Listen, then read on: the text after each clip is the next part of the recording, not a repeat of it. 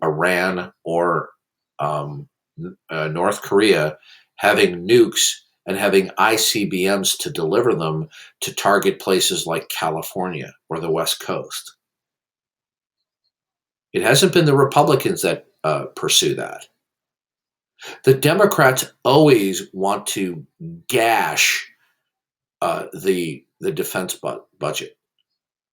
When Donald Trump came into office, he said something I will never forgive Barack Obama is he left our military in complete disarray and disrepair. Gee, how'd that happen? Yeah. Let me ask you a question. Do you think anybody doubts that Donald Trump loves America? I don't doubt it. I think he loves himself more. I think he only loves himself. I do actually doubt it. No. Donald Trump says a lot of stuff in humor as well. Now, does he have an ego? Yeah, sure. You think his self attestation is greater than what Obama thinks of himself? Obama made it very clear he hated the United States during his entire presidency. What was the first thing Barack Obama did as president? Do you recall? Do you know what it was? I'm sure you know. Go ahead and tell me. He went on an apology tour around the world apologizing for the United States. Okay? If anybody should be impeached, it should have been Barack Obama. Nobody died in Watergate.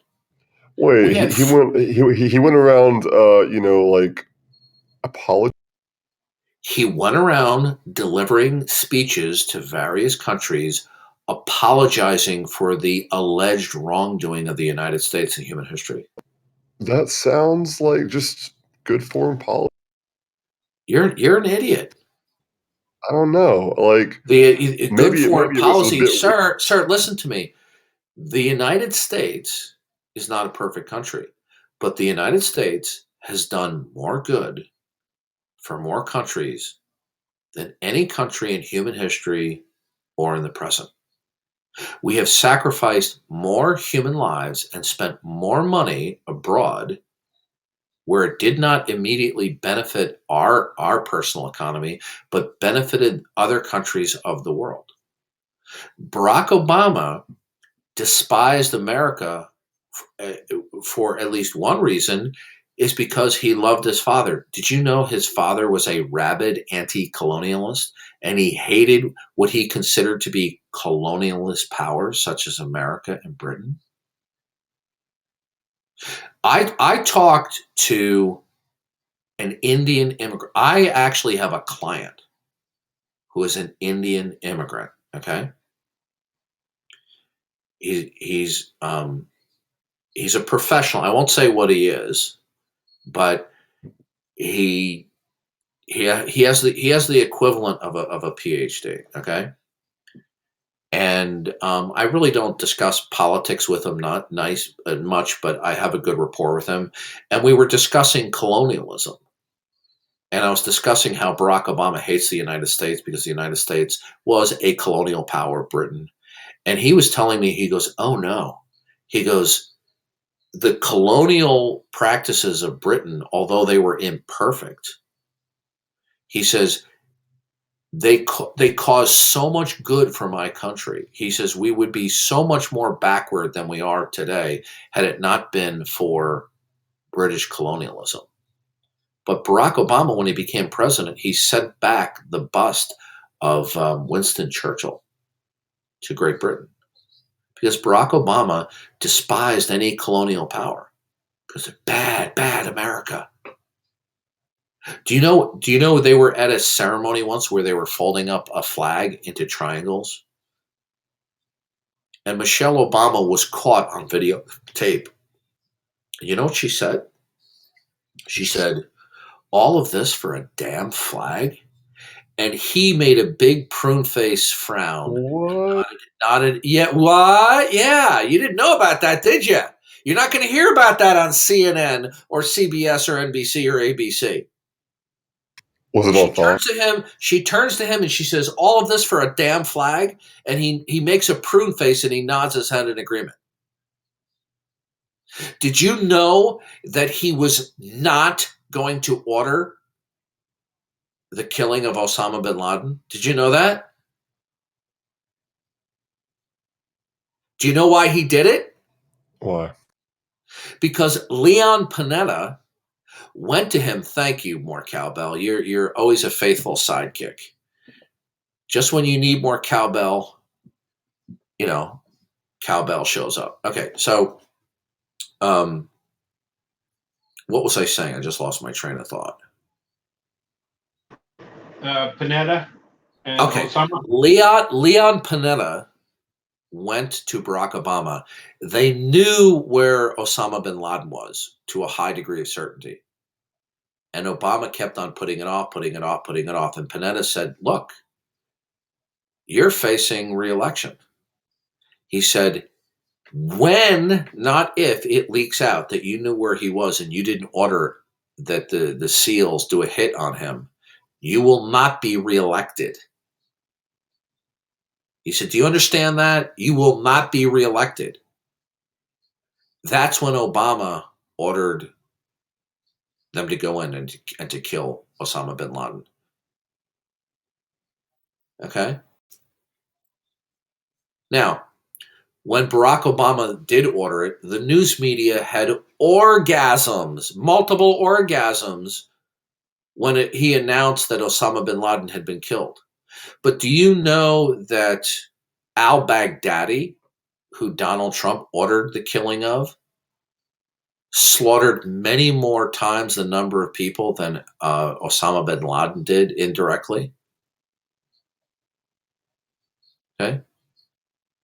No. I mean, there's no comparison between the two parties. Are the Republicans perfect? No. Do they have their flaws? Yeah. Are there some corrupt Republicans? Oh, of course. Do some Republicans lie? Yeah. But there is not a moral equivalence between the parties. The Democratic Party is, I believe, and I will assert it, they are the spawn of Satan. They are vile, they are disgusting, and they are evil. They are literally evil. Nancy Pelosi, Chuck Schumer, Adam Schiff, Gerald Jabba the Hutt Nadler. These people are evil. Did you watch the Kavanaugh hearings? Yeah, of course. Okay. Now, Brett Kavanaugh had a pristine record. Pristine. His record was impeccable. No one has ever accused him of anything his entire life of public service in the judicial system. Now, well, that doesn't mean that he doesn't do anything ever just because he wasn't accused, And listen. What I just said is he had a pristine record. You know what the word pristine means? Without fault or blemish. Period. Now, he then gets nominated to go on the Supreme Court. Now, to the Democrats in this country, the murdering of unborn babies is a sacrament in their Church of Satan, okay? They love unborn babies getting killed, okay? And they saw his appointment to the Supreme Court replacing Anthony Kennedy was going to, yes, the spawn of Satan, Church of Satan. I'm being metaphorical. They saw Brett Kavanaugh's appointment as potentially stopping the slaughter of unborn babies. So what do is what they've always done. They lie and they smear and they falsely accuse their political opponents. So what do? They find some bimbo They bear false witness. to bear false witness against him, and she had nothing to corroborate her accusations. She scrubbed her Facebook account to try to hide her anti-Trump support. Okay?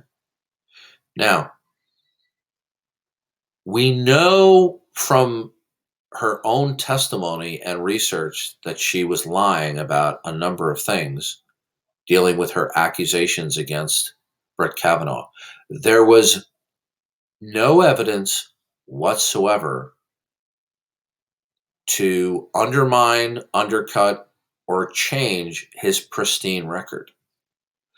Every single one of the Democrats would have treated Charles Manson with far more dignity and respect than Brett Kavanaugh got.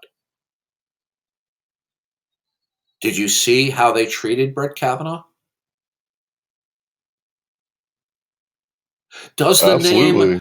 Okay, what they did was, I wanted to take my shoe off and throw it at the TV.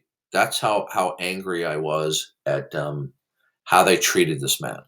Now, Ruth Bader Ginsburg, may she slip on a banana peel and die quickly, was treated with absolute dignity and respect by all of the Republicans on the Senate Judiciary Committee when she was up for nomination when Bill Clinton appointed her, even though they knew that she was radical and that she was a judicial activist, which means she's going to undermine the Constitution by inventing novel interpretations to push a social agenda. She was treated with absolute respect, and the Republicans did not manufacture false accusations. Now, they would have manufactured false accusations against Gorsuch, but they didn't have anybody to fall on their sword. But when it came, and also Gorsuch's position was to replace Scalia, not Kennedy. Kennedy was a swing vote. And so the Kavanaugh nomination was far more crucial or strategic to undermine him. Every single one of these pieces of crap got up and vilified and falsely accused Brett Kavanaugh when there wasn't a scintilla of reason to do so.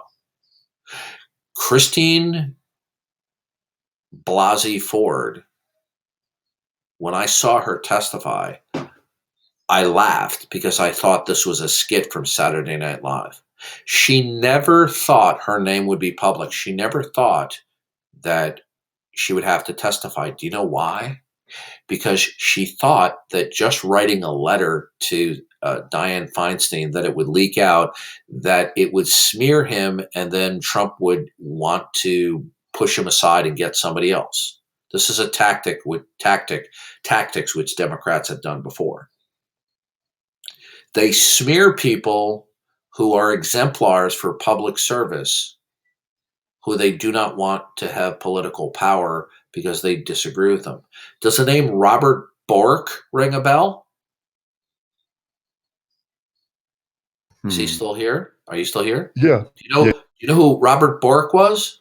No. Okay. See, when you're young, you don't know about this stuff unless you study. Robert Bork was probably one of the most eminently qualified jurists ever nominated to sit on the Supreme Court. He was a man of utter brilliance and stature, and he would have been a tour de force on the Supreme Court. You know what they did? They did the same thing. They did basically the same thing, although they didn't have a woman accuse him of rape. They smeared and vilified Robert Bork, who had a pristine record, other than maybe he was involved in firing Archibald Cox during the Watergate situation. But other than that, he had a pristine record. When George H.W. Bush nominated Clarence Thomas, do you know that they did a smear campaign against him? Does the name Anita Hill ring a bell? Yeah. Yeah. There's even a movie, isn't there?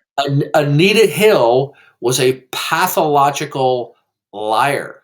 She was used as a pawn by Senator Howard Metzenbaum's staff, and she too wrote a letter, but thinking that she wouldn't have to testify. But it took a life on its own, and she finally had to fall on her sword and testify.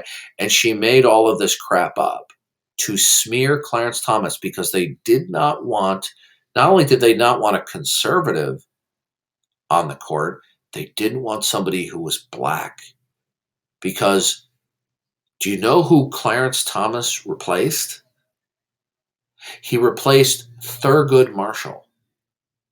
Thurgood Marshall was a radical leftist and dirtbag, but the first black jurist to sit on the Supreme Court. Okay? And so they tried to smear Clarence Thomas, and it didn't work. The Democrats have a history and a protocol of smearing not just innocent people, but people who are eminently qualified for positions that they were nominated for.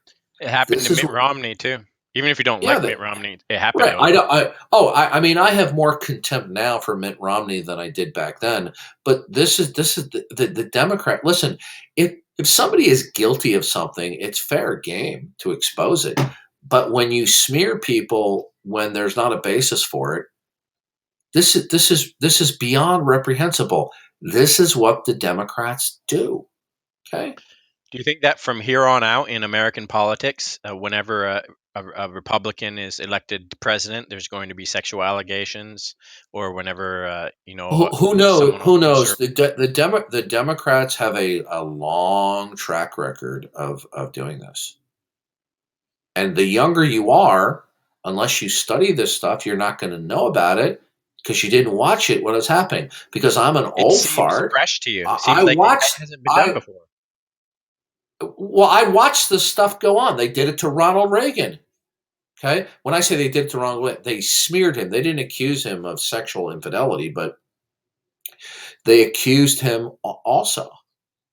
Right. They did it to George H.W. Bush. Okay. Hillary was accused as well, except most of it was true, probably. Well, what's funny is, I mean, you look at the candidates that they put up. Hillary Clinton was actually guilty of treason, literal treason. And it's a cakewalk to demonstrate it. And they nominate her. She's one of the most crooked people ever to run for the president of the United States. And they nominate her. Barack Obama was close personal friends with an American terrorist. And they nominated him. And by the way, that's not an exaggeration. He was close personal family friends with William Ayers, and an unrepentant American terrorist. But you see, the news media, ABC, CBS, NBC, CNN, MSLSD, they're all working for the Democratic Party. I could go on, but I won't. Yeah, I mean, like for sure, I've got a lot of things to think about and research myself, but I still kind of maintain that corporations and other interests do a lot of damage in our politics as well. Besides just well, you can't just generalize. If you're going to indict a corporation, then you got to be specific. well, I mean, the industry, for the the medical field, the pharmaceutical industry, for one, Look, the food industry. Listen, Dennis Prager, who's a Jewish rabbi who I love, he's great. He says everything the left touches, they ruin. Everything. Because you see, everything is based upon good intentions with them. Do you know who one of the patron saints of Democrats is? It's a woman by the name of Rachel Carson. You ever hear of Rachel Carson? Not familiar. Rachel Carson, in effect, is a mass murderer. Yet she is one of the patron saints of not only the Democrats, but the environmental wackos. Well, how so? Rachel Carson was an environmentalist extremist. And Rachel Carson wrote a book called Silent Spring, which was a novel about the catastrophic and deleterious effects of DDT. You ever hear of DDT? No. Okay. DDT is one of the most effective pesticides killing mosquitoes that has ever been invented. And there was a flawed study, I believe, out of Australia that was published. And based upon that, she wrote the book Silent Spring. And basically, and I haven't read the book, but basically what it's about is this bad DDT that was used as a pesticide got into the food chain, and it eventually made its way into the birds of prey, softening their shells, causing the deterioration of birds of prey, resulting in the proliferation of rodents. Okay. And so basically, the book was propaganda for the banning of DDT, that it was dangerous. DDT has never been demonstrated to actually be dangerous. As a result of this book and the environmental wackos in this country say that they want to protect the environment, in the early to mid 1970s, it influenced the government, especially under the I think the newly formed Environmental Protection Agency, to call for and enact a ban of DDT manufacturing in the United States. And I believe at that time that the United States was the largest manufacturer and distributor of DDT that third world countries would use to spray certain population areas with DDT, wiping out the mosquitoes and drastically decreasing the infection of malaria, which is spread by mosquitoes. As a result of third world countries not being able to get a hold of significant qualities, even at a good price, of DDT, they stopped the mosquito spraying because there was nothing more effective than DDT.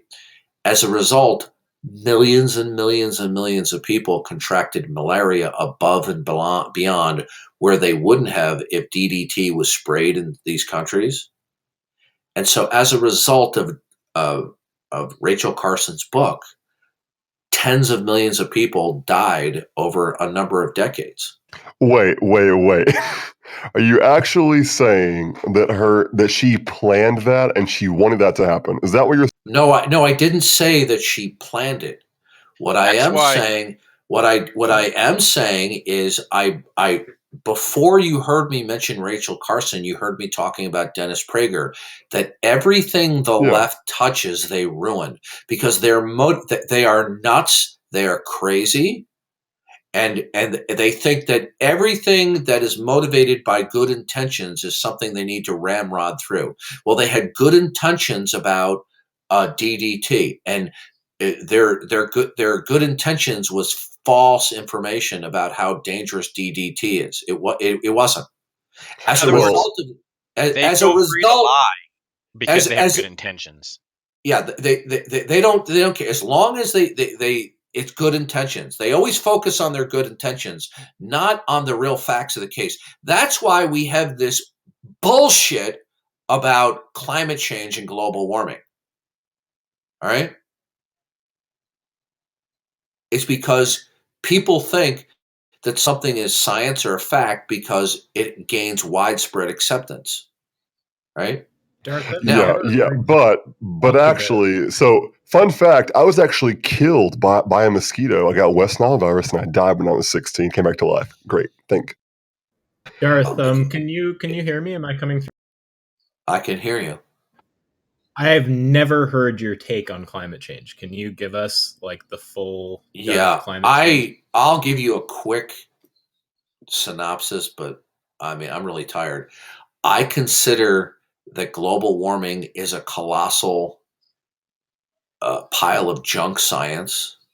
It is a hoax, and it is the perfect propaganda vehicle for socialist communists and people who want to promote big government all over the world. Okay? They changed the title of it to climate change because the data was not supporting the idea of global warming.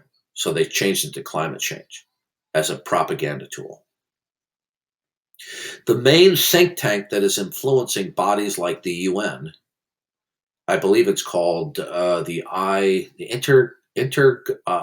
Intergovernmental Panel on Climate Change, is by and large influenced by a panel from the University of East Anglia in England. Well, these so-called climatologists' emails were hacked and dumped by the Russians, and they admitted that there was in their emails. In those emails, and this was a massive scandal at the time, but the news media brushed it under the carpet. They admitted to each other that they were fudging and manipulating the data in order to claim that there's significant global warming. What year was this? I don't remember how many years ago, but it had to have been more than 5 years ago, but less than 10. You can actually look it up, right? And the actual date. This was a massive scandal, but it was covered up. If you look, there are some excellent articles about environmental hoaxes of doom and gloom and disaster that have been going on for decades and decades. And people that are young don't know this. And the news media thrives on doom and gloom. This is their business. In the 1970s, the news media was promoting that there was a coming ice age, and that scientists with their studies are showing that we have to prepare for a coming ice age. Right? You can look it up. Look up all of the doom and gloom. The world is ending. Environmental disasters are coming. There's several good articles on it that go step by step of all the doom and gloom scenarios. In the early 1980s, one of the environmental disasters that was on the brink of occurring were nuclear reactors. Does anybody know who Peter Jennings was? Peter Jennings was the anchor of ABC News, and he held a several-night documentary of how catastrophic and dangerous the leftover nuclear fuel was going to be, and it was going to be an environmental disaster for us. It's not. And in fact, the waste of nuclear energy, when it is contained, the way we're doing it, is the cleanest form of energy production that there is. And yet they were proclaiming it was doom and gloom. The leftists, the socialists, they always want to view mankind as an overgrown virus and an enemy to the planet. They say, we have to protect the planet. The planet's not in any danger. If all the nuclear warheads went off tomorrow, it would be bad and it would affect the climate, but the planet wouldn't end. It might disrupt many ecosystems, but so what? In a world that isn't created by God and that we are his stewards over this planet, so what? So, that's my brief take on climate change. I think that it is propaganda and a hoax. Am I a conspiracy theorist? No, I hate conspiracy theories.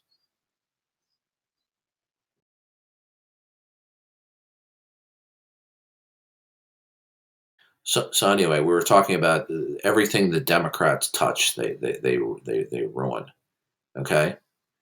If it wasn't for the Republicans and the conservatives over the years, we would have so much more of an authoritarian state in the United States. Your head would spin. Okay. If the Democrats gain control in perpetuity, you're going to have hate speech laws in effect. You're going to have draconian measures where if you criticize somebody's sexual lifestyle and you say that it's not moral, then you would be punished or even go to prison or get a fine for promoting hate speech. They're already beginning to do this in England and in Europe. They're starting to do it in Canada. The only thing stopping them doing it here are the Republicans. We already have the LGBT alphabet soup mafia seeking out and trying to destroy Christians. If you don't bake them a lesbian cake, well, we're going to sue you for trauma, and we're going to get a $135,000 fine. If you're a photographer in Arizona and it's against your religious conviction to photograph a homosexual marriage, you're going to get fined $5,000, $6,000, $7,000, $8,000. If you don't rent your farm to a homosexual couple when you rent the farm for weddings, we're going to fine and prosecute you.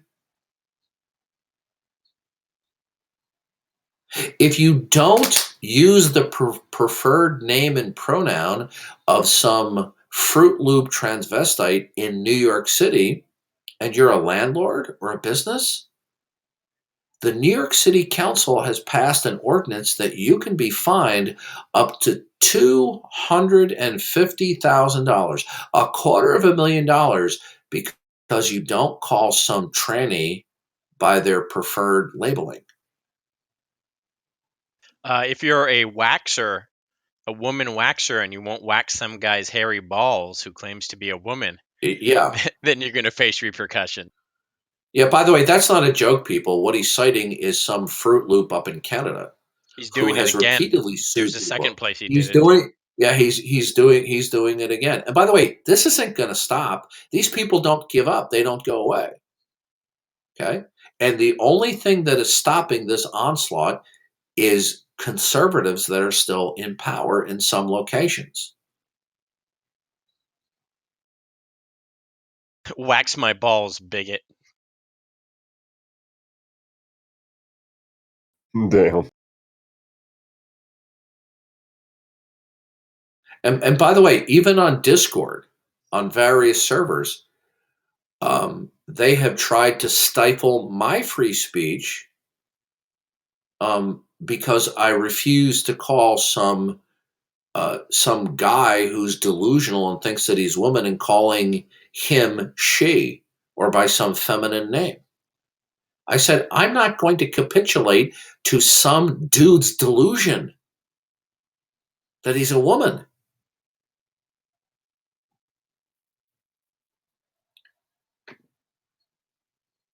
But in the long term, for the United States, I don't see long term that we're going to be able to stop this onslaught, because these kinds of people, this is driven by the left. They never give up. They are on the warpath. They are in a culture war, and we may have a slight conservative uptick, like with the election of Trump, maybe in his next election, and even maybe a Pence presidency. But long term, I don't see it, because we're having increasing numbers of people joining the electorate who are just simply dumb. Darth, I'm curious about your trans position there. When you say a dude who thinks he's a woman, what exactly do you take woman to mean?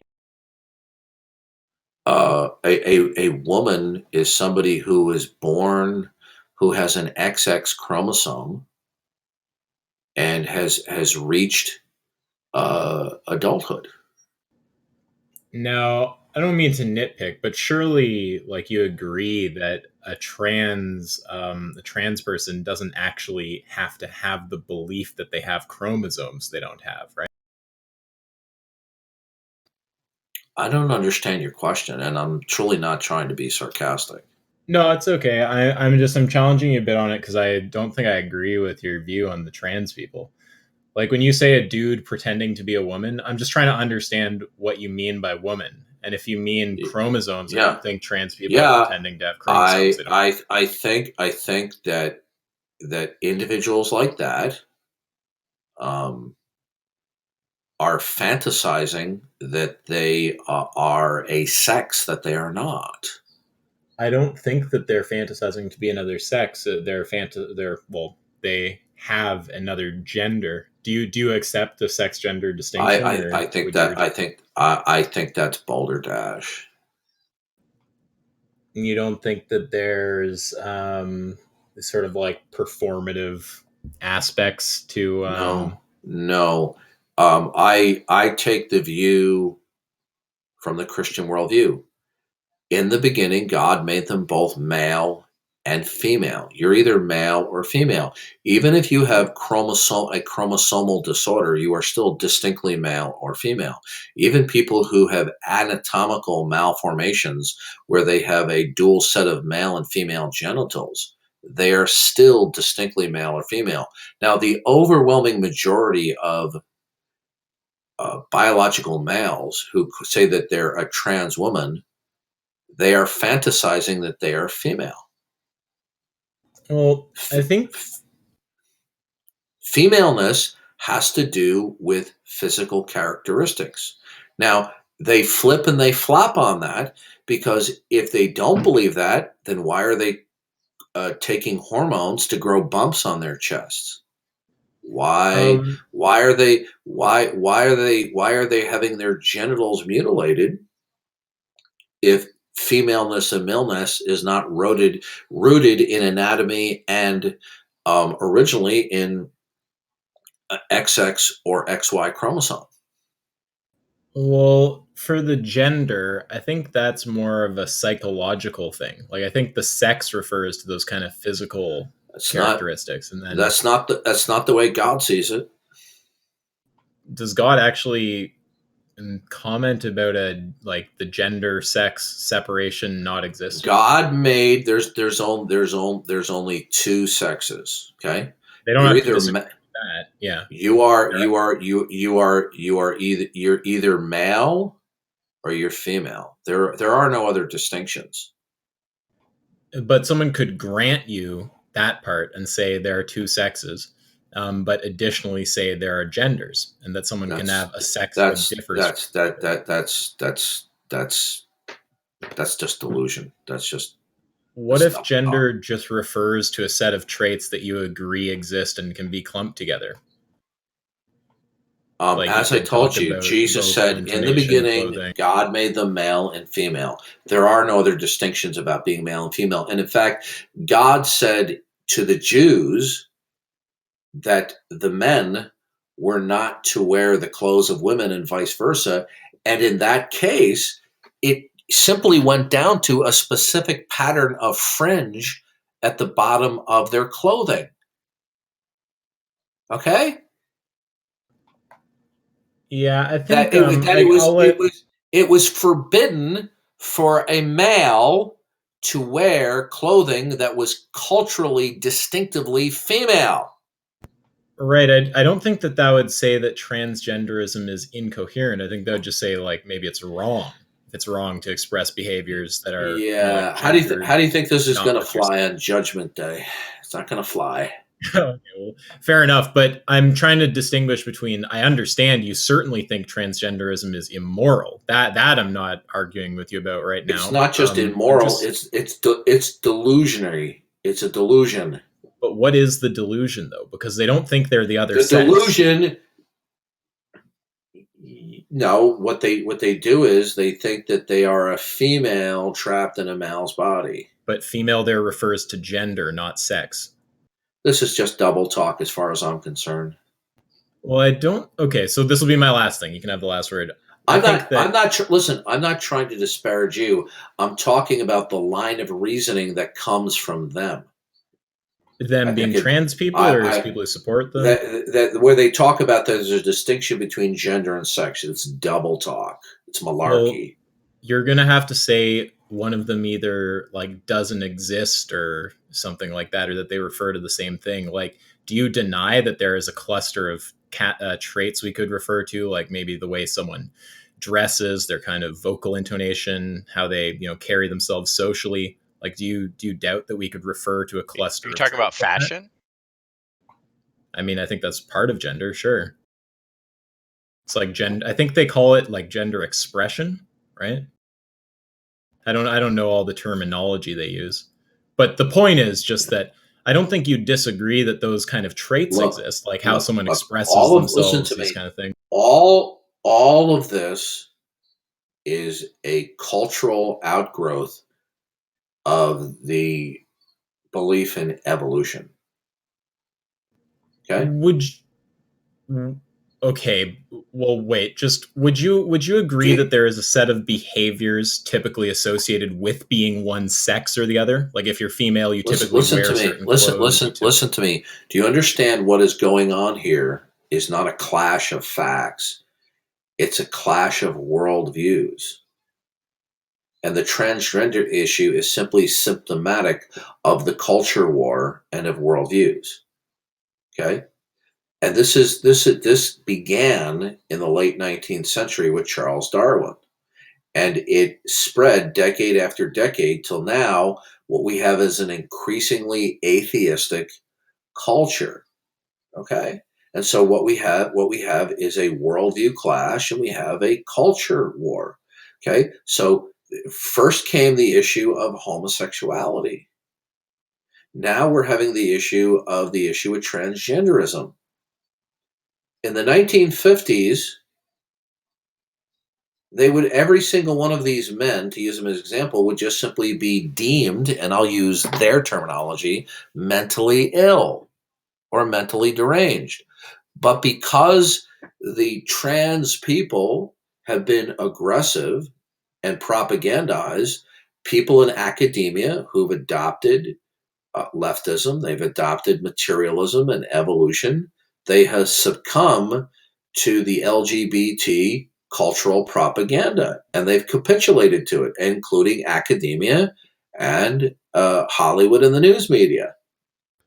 This didn't happen because people are suddenly becoming enlightened. It's because Western culture, and especially culture in America, is becoming increasingly secularized or atheistic. Yeah, so maybe all of these things that you perceive as problems, like the trans stuff, it just derives from a split between atheism and theism. Ultimately, like I could grant all that, and also you let me know when you want to get back to talking about what you were talking about before, because I stole the show. But my only criticism is just that's fine. That's not a problem. I said I was going to go to bed an hour and a half ago. Fair enough. I mean, the only criticism I'm trying to raise is just when you say that the trans people are delusional, they don't believe they have a different sex, right? They have a different gender. And the gender part there is just referring. Can I just finish the sentence? Just this one sentence. I think that let me get this out. I think that distinction is a delusion. But I think that to say that, you're going to have to say that sex and gender aren't referring to coherent and separate things, which they are. We know what sex refers to. We agreed about that. And gender, you're not going to disagree that there's a set of like behavioral kind of characteristics that we associate, that are typically associated with one or the other sex, right? And someone can have the one sex and have those sort of behavioral characteristics that are associated with the other. And that's being transgender. So unless you want to say one of those things is incoherent, yeah. I mean, well, it doesn't cohere with the Christian worldview. Okay, and because you don't accept the Christian worldview, you are interpreting the facts from a pagan worldview, and it's no wonder you accept it. But I'm asking you what part, like, I mean, fair. Maybe it's because I'm just fucking stupid atheist, but no, it's not. You're not stupid. I'm being facetious. I'm trying to joke around. Yeah, I do not think you're stupid. Well, I appreciate that. I don't think you're stupid either.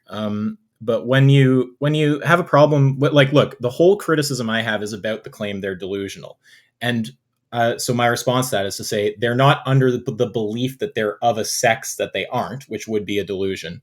They have a different gender than sex. Now, you want to say that distinction is incoherent. What is gender? I don't have the perfect definition, but it roughly, I think it refers to the sort of behavioral characteristics that are typically associated I with don't. one or the other sex. I don't agree with that. I think that gender refers to whether you're male or female. Say someone was using it to refer to that set of Yeah, characteristics, and though. so what we have is are the perverts who are propagandizing by manipulating language, and they do it all the time. Now, A just to be perfect clear, I example. don't Listen, have to disagree with that, though. I don't have to disagree. I could grant that they're perverts and all this. The only question I'm interested in is the delusion one. You could say they're perverts, but they're not delusional. yeah, they're delusional because Where's the delusion? they imagine that they're female in their head. But you're referring to sex, aren't you? Yeah, They're referring to gender. Yeah, And well, I consider the bifurcation of gender and sex to be bunk. Well, let's say I create a word called schmender, and it refers to all of the characteristics that are normally associated with being one or the other sex, the behavioral characteristics, roughly. If there's something more than that, then we'll... Yeah. Listen, when you read the New Testament, there are certain words that the Apostle Paul used to refer to homosexuals. And it was not always the Greek word for homosexual. Sometimes it refers to males, and the term means to be soft. Okay, and it's a euphemism for men who are acting and behaving like women. And there's a couple of different terms that he uses. One of them is at its root means to be soft, and is correctly translated by the translators to mean effeminate. These are biological males who speak, act, and behave with female characteristics, and Paul refers to them as homosexuals and the effeminate. Mm-hmm. And it refers to them in that state that it is a choice. Yeah, I mean, I could grant that it's a choice. I could grant that the condemnation of homosexuality includes transgenderism and therefore it's immoral. I could grant all of that, and it just wouldn't address the delusion thing. Yeah, Big Marbus. Can I ask you hold on a second. Big Marbus. Sure. Marbus. It makes no difference to me that we have certain academic institutions that are increasingly capitulating to people in the culture war. Okay, the American Medical Association years ago stated that alcoholism is a disease, which is a crock. I'm not appealing to those authorities. No, I was responding to Big Marbus. Oh, so okay. it may be the case. Okay, there's a number of wacky stuff that certain academic institutions have advocated for. Okay, it doesn't mean that I'm going to capitulate to them. Now, I just want to avoid unnecessary conflict. I'm not challenging any kind of claims about whether it's ethical, about these kind of things. I'm just focusing on the delusion. Listen. Even though we disagree on the topic, I'm not the least bit troubled by you asking me these questions. Well, I don't think that you're asking. I don't think that you're in any way baiting me, trolling me, or asking in bad faith, in spite of any disagreement we have. Oh, well, I do appreciate that, so thank you. Yeah. So you tell me when you're tired of going around the axle on this, but I'll just ask one more time. Listen. I just reached my limit. I got about 67. I'm about ready to pass out. I'm so tired. Fair enough. How about we do? I say one thing, you say the last word. So last thing I'll say on this topic is just that if you claim it's a delusion, there has to be some fact that is clear that they're wrong about, right? And if the idea is they think they're women, they don't think they are the other sex, which would be a delusion. They think they're the other gender. If the reply to that is to say gender is incoherent or doesn't make sense or somehow the same as sex, just let me finish this one. Yeah. I'm just going to create a word, call it schmender, and say schmender refers to the behavioral traits typically associated with one sex or the other. And for the record, if there's more than that to gender, that's fine. I'm not deep in that topic, but that's roughly the kind of thing we're talking about. And I'm going to ask you, do you think that there is such a set of behavioral traits? I think those traits are associated with the biological nature. Sure, yeah. The point is, That, you agreed. there, right. But the point is that these traits are by and large the product of underlying physicality. Now, some of the traits can be emulated by a choice. Okay. Mhm. That's sure. Okay. I don't necessarily So agree with all the choice stuff, but I can grant that for the sake of argument, though. Yeah. sure. And I believe that a lot of this starts to occur in youth. Years ago, I went to a biblical seminar that I learned a lot from, where it talked about that a lot of adult conflicts have their origin in youth conflicts. Not that somebody was mistreated or harmed, but that when somebody starts to enter adolescence and they um, adopt certain sinful ideas or practices, that if they don't repent of it, it can turn into a lifelong problem. And I believe this is what the nexus is in terms of a lot of homosexuality and transvestitism and sexual deviancy. And Darth, I so, think I'm being made yeah. fun of in the way that someone in text is saying they're making fun of me for saying, "Do you accept the gender sex distinction to you?" Because I think you're always asking people, "Do you accept the creator creation distinction?" Hey, with that, I'll let you go. But thanks for talking about it, though. Yeah, I'm no really. I'm not trying about. I'm just dead tired. No worries at all. You know. But we have a big packed room. It's pretty cool. You know. Anyway, See you I tomorrow. gotta listen. Being that I am an Uglo American, I desperately need my beauty sleep. You know. Have a good night, dude. And Thanks, I think Darth. that Have a good night. Uglo Americans should not be discriminated against. Protected class. Yes, a protected class. I'll be on tomorrow, guys. Sweet.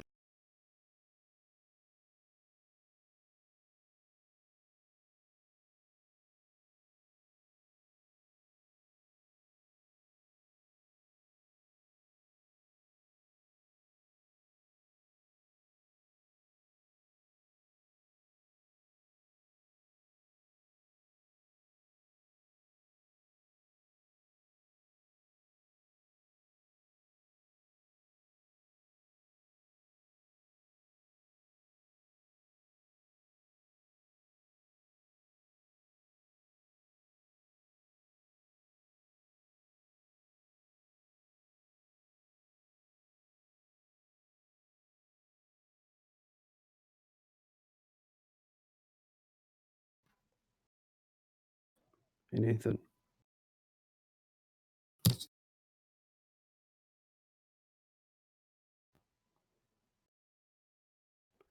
Hey, Nathan, are you there?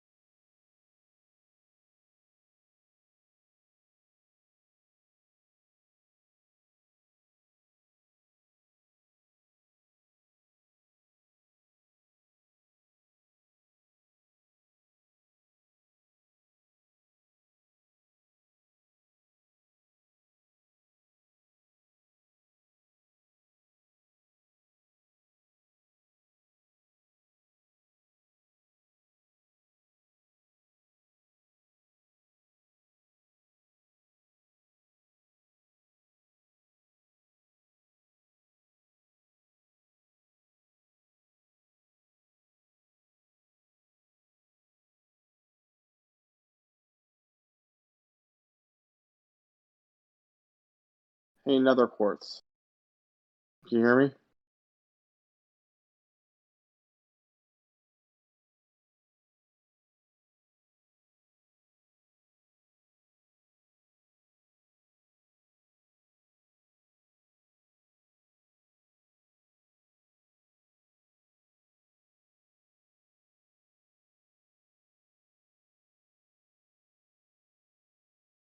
Hey, Nether, of course, can you hear me? Yeah, dude, I can hear you. Am I clear? Wait, what's up? Is my voice clear? Your voice is loud and clear, yes. Oh, okay. You've been in here a lot since we started our conversation. Wait, can you, what'd you say? You've been in here a lot since we did our conversation yesterday. It's like a lot has Yeah, transpired, it seems. You've had several nickname changes. yeah. I was talking or debating yesterday, or I was dragged into a debate, and then my views made the moderators change my name quite a bit. Yeah. Yeah, I mean, we started together before all this. I don't know if you remember. Yeah. I remember. Um, so what's your current feeling about everything? On veganism, or what are you talking about? Yeah, I wasn't able to see a lot of it. I'm just curious, kind of about the progression. Like, I'm actually interested in what these two nicknames mean. I'm curious about the current nickname, and I'm also curious about the previous nickname, which was, I think, if you're not my race, it's okay to Holocaust you. Yeah. So, It's like, based what on did you the. say? What did you say that led to that nickname? Because that seems pretty. I mean, usually they don't give a nickname until you say something um, that's pretty on the nose for that nickname, and then like they'll get you into a corner, and then you'll make some sort of concession I and then they'll. basically I said I don't give more consideration to someone that's not my own species. I see, but how did that become race? I don't know. I didn't make the nickname. I just said if it's not my species, I don't mind killing it. That's what I said. You didn't say anything about race. No, I did not say anything about race. That was not relevant. Well, they didn't do like a hypothetical or something where they said, well, that same sort of logic applies to when people say the same thing about their own race. And if you were living in a society like maybe in slavery times, and would you feel comfortable making the same argument when it comes to a different race as yourself as opposed to a different species? And then you might have said, yes, that would be the same argument. That would be fine if I was living there, and then they would give you that label. They don't usually just give you the label unless they misunderstood or misheard you or something. No, we never discussed race at all yesterday. Huh. That's It was interesting. not relevant. Who gave you that label? I don't know. There was like 40, 30 people in the chat. I don't have to check who gave it to me. It would have been one of the mods. Yeah, I mean there was a lot of moderators here, so I mean I only said that I don't give more consideration to people or like to species that is not the same species as myself. I never mentioned race, so it's really on what they want to do. I don't care. Oh, I see. Okay. Yeah, I mean, do you think there's a difference between making differentiation between different species on a moral level and making differentiation on race? Like, is there something qualitatively different about the argument in your mind? Wait, can you rephrase so I understand?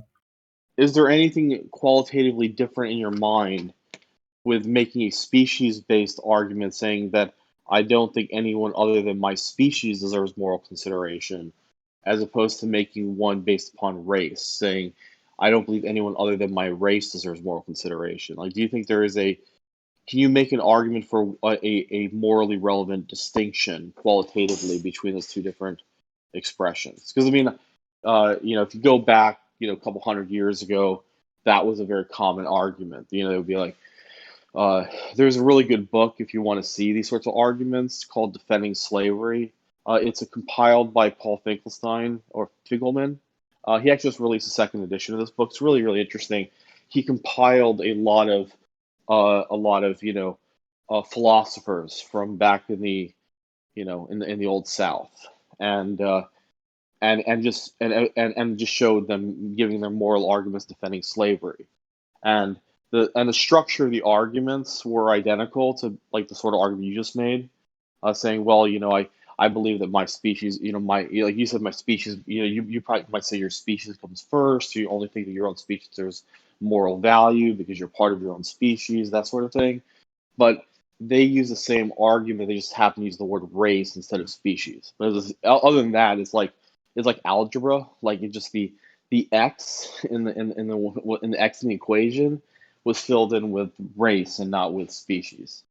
So that's the word's different, right? But other than that, the structure of the moral argument is identical. Would you say that there is a difference between one argument and the other? Like how can you defend your argument without defending the race-based argument? Basically, you're comparing my argument to racism. Is that what you're doing? Or I don't. Yeah, of course. I mean, yeah. I'm not merely comparing it to racism. I'm saying it's structured the same way. It's just the constant in the algebraic equation happens to be you're plugging in, species as opposed to race. But it's the same structure of an argument. I'm thinking, do you disagree with that? I mean, how would you support your disagreement? If you follow the same structure I did, and sure, you can make a case for it. It doesn't mean I believe in it, but sure. Well, what is your belief based upon? About racism or just in general? Yeah, I mean, why do you feel comfortable saying that you're a speciesist? Why does that give you comfort? Why do you think that somehow has more moral integrity or more moral truth than someone who just says, "Hey, I'm a racist"? Does that have to do with, are you like a moral relativist? Is it because it's more socially accepted? Are you just are your morals just based upon what people in society have told you or what you've been brought up being told is okay? I mean, do you think you're capable? Do you think it's possible for you to come to any sort of conclusions about moral truth without just kind of parroting what you've been brought up being told was good and bad? I mean, I guess my moral systems come from how I've been raised, sure. So you think there's no chance that as a society, as a global society, that we have any, or as individuals, that we have any ability to progress in our understanding of the moral universe? We're sort of forced to be the product of our environment. Yeah, what's up? I'm sorry. But I think veganism is immoral. You think veganism is immoral? Okay. Well, I don't think maybe every vegan is immoral, but for me, it would have been immoral to stay vegan.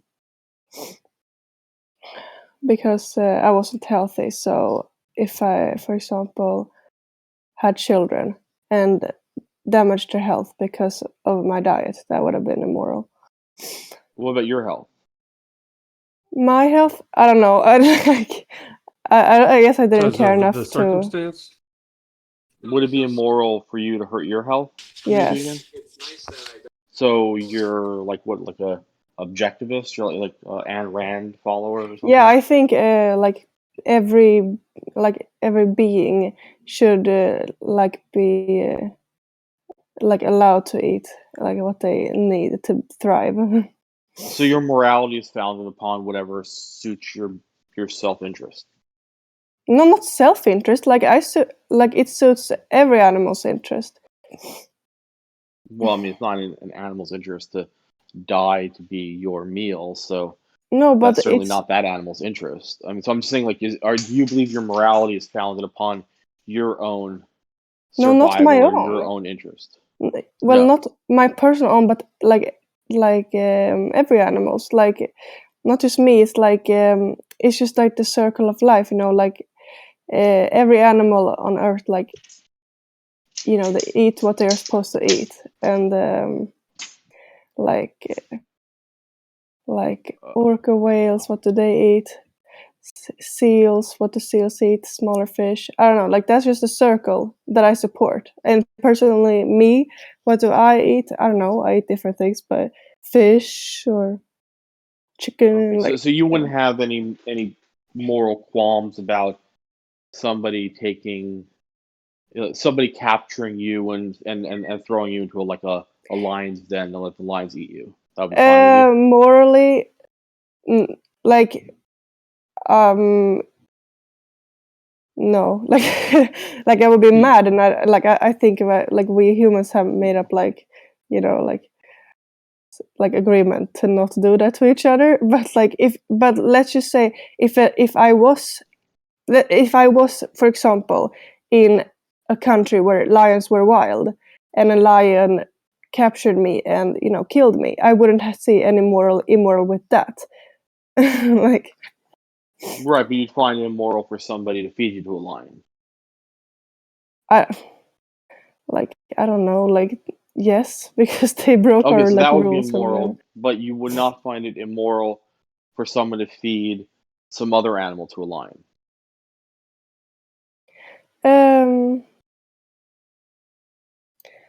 Yeah.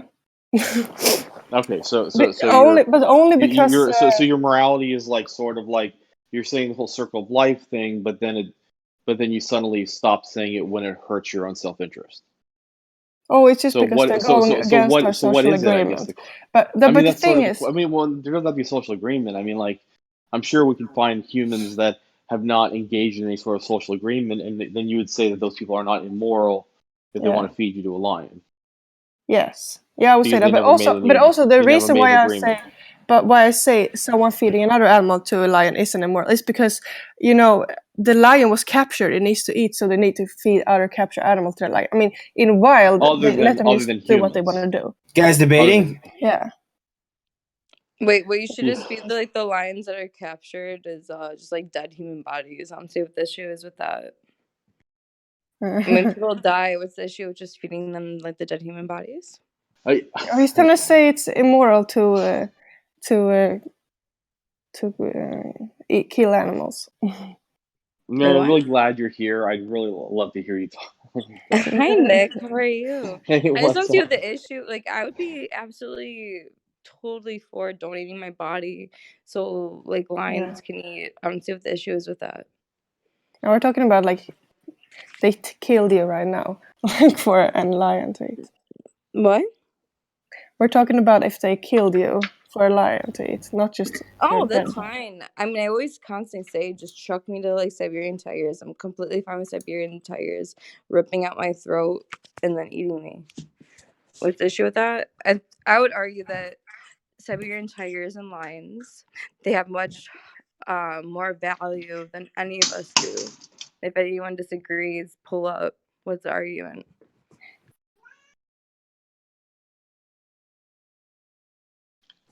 I mean, if we're gonna be real for a second, right? From like a ecological standpoint, good luck.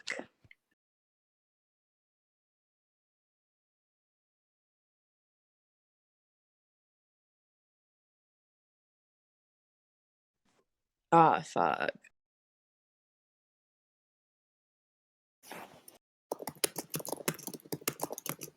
That's how you do it. Where did she leave? What happened? No. Everyone just fucking went quiet. No one had any response. And what am I supposed to say? Like, oh, yeah, sure. Like, I don't care if you want to kill yourself to a lion. No, I think that just like all humans, I just don't see like what the relevance of them is in regards to ecology on the planet. What? Okay. What do you mean, what? Like, there's no relevance to humans in regards to ecology on the planet. They're irrelevant. There's not one ecosystem that requires humans within the biodiversity of an ecosystem. Therefore, I don't see what the problem is with lions fucking attacking humans and killing them and eating them. No, I don't think that's a problem either. I don't think there's any problem with animals killing each other, including humans. Okay, what was the discussion about? Oh, someone taking me, like capturing me, and then giving me to a lion. Oh, I don't see any issue with that either. capture the fuck out of me and feed me to a lion. I don't give a shit. What's the problem with Hey, have that? you guys seen? Did you see this episode of like this? I made this question on my Instagram about the food chain, and this was like from The Simpsons. Have you guys seen this before? Wait, Nick, you know it's not a food chain, it's a food web. Come on. Oh, no, I know it's a joke. I mean, the food chain where like the human's in the center and all the arrows are pointing to the human. I posted it in general. That still Uh, wouldn't be a chain. That would still be a No, web. no, no. It's a joke. The joke is that everyone who says that, oh, there's a food chain or the circle of life, in truth, what they really are saying is that humans are the center and then everything just gets consumed by humans. So like that was Well, the joke in The Simpsons. That is it's just a hypocrisy. It's not a sincere argument because as you can see right here, like someone was willing to sacrifice all the other animals to this lion, but not herself. yeah, but that is for every single animal. Like they care more about themselves, and like there's nothing wrong with that. I mean, there is something wrong about.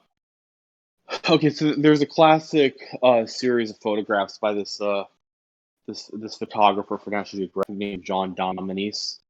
It came out in the '60s. He found a cheetah and he drove the cheetah around in a cage until the cheetah was really really hungry, and then he found a female baboon just chilling and just somewhere all by herself, not away from her troop, and he released this cheetah on this unsuspecting baboon and then just took pictures while the cheetah ripped the baboon apart. And it's one of those it is probably the most graphic series of photos I've ever seen. And he really captured the expression of terror on this baboon's face. And but in your view, that would be totally morally okay, right? I Because suppose so. circle of Although, life, right? yeah, but it's not really circle of life. If he like if he's trying to like enforce it like he did, but yeah, I have no problem. Like you're trying to make me feel bad for like my nature. Like it's not gonna happen. Like I have absolutely no problem with animals killing each other, including me killing animals. But what about the animals killing you? No, I have no problem with it if it's happened naturally. But I would be mad at you if you. What do you mean by naturally though? Like I don't see like what do you mean by Okay, if I went into What's the the issue? forest Wait, and a boar attacked me. what would be the issue with me capturing you and then feeding you to my friend that's like a Siberian tiger? Um, What about that wouldn't be natural to you? And like I don't see why would natural be of any sort of value? Like I don't know why you're holding that hello. to like some kind of value. What do you Only mean because by we that? need to. Only because we need to, Need to But, what? What do we need to do? kill animals. Why do we need to kill animals? Because like every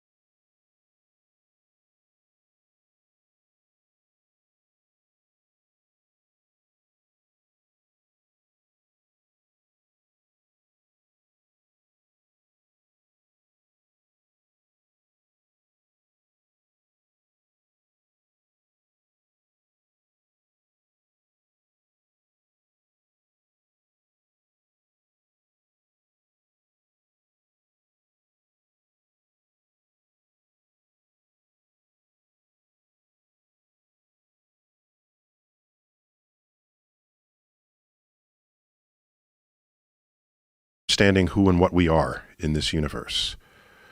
We place great value on that.